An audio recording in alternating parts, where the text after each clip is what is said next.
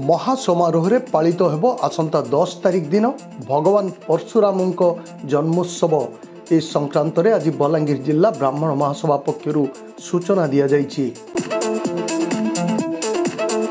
बलांगीर सहर स्थित नृसिंह मंदिर परिसर रे आयोजन हेबाकु थिबा भगवान परशुराम जन्मोत्सव अवसर रे सेदिन पूर्वाह्न पूजार्चना हेब एवं आरटीओ ऑफिस निकट में रहिथिबा परशुराम छकरे ध्वजा स्थापित होबो बोली सूचना रे कहा जायछि।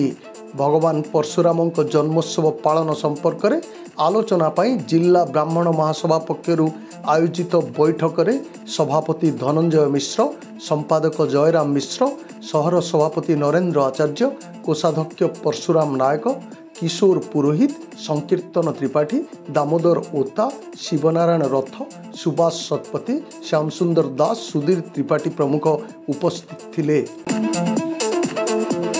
तेबे 10 तारिख दिन संध्या 6 घंटा समय नृसिंह मंदिर ठारू एक विशाल शोभायात्रा बाहरी दुर्गा मंदिर, शिव मंदिर, पाटनेश्वरी मंदिर, जगन्नाथ मंदिर, समलेश्वरी मंदिर, लक्ष्मी मंदिर, श्रीराम मंदिर, संकटमोचन श्री हनुमान मंदिर दर्शन पर भागीरथी छकरू पुराना बस स्टैंड दे पुणी नृसिंह मंदिर रे पहुंचब शोभायात्रा बोली सूचना दिया जायछि।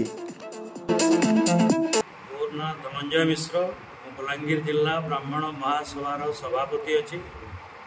आगामी 10/5/2024 परशुराम जयंती आम पालन करूँ।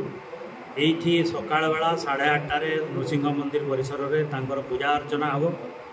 तापर पूजा सरला आम नूतन भाव में जो नामित हो परशुराम भगवान परशुराम छक बस स्टैंड पाखे पुराना आरटीओ छक से आम ध्वजा उत्तोलन करूँ एवं किसी समय विश्राम पर उपरओली संध्या 6टा समय नृसिंह मंदिर एक विराट रैली परशुराम जयंती उपलक्षे नगर परिक्रमा करिवो।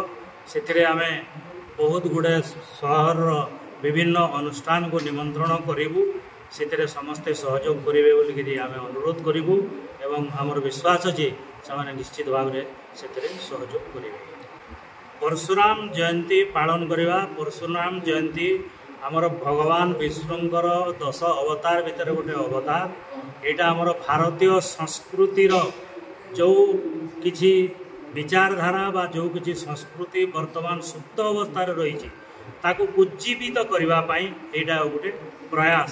आम भारतीय संस्कृति को एवं भारतीय परंपरा को उज्जीवित करने यहाँ गोटे प्रयास।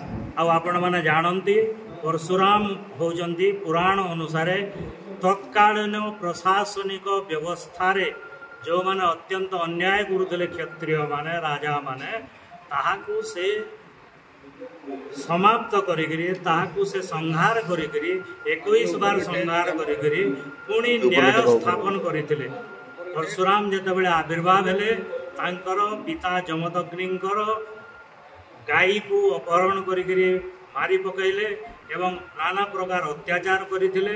समाज रे मध्य विभिन्न अत्याचार करुले तत्कालीन प्रशासक बा क्षत्रिय माने सेटा प्रतिशोध नवाई एवं तांको उचित शिक्षा देवाई परशुराम भगवान 21 थर निक्षत्रिय करथिले धरावक्ष को। तापरे जाइकरी एठी न्याय धर्म शांतिर स्थापन होइतिला, अन्याय अत्याचार विनाश होइतिला। परशुराम होचंती सही अन्याय अत्याचार को विनाश करिवार प्रतीक। से ब्राह्मण कूल जन्म होइतिले, तेणु आमर ब्राह्मण मानकर से परम आराध्य देवता।